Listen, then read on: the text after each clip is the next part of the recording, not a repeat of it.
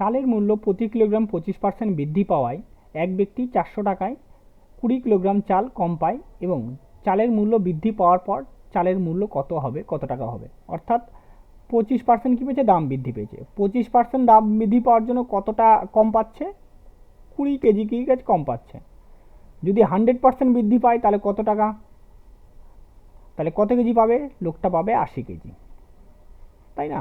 এবার তাহলে 80 কেজির জন্য কত টাকা, 400 টাকা। তাহলে 400 ডিভাইডেড বাই 80 করলে কত হচ্ছে, এটা 5, তাই না। তাহলে অর্থাৎ প্রতি কেজি চালের দাম কত টাকা, 5 টাকা। কত টাকা করে, 5 টাকা করে।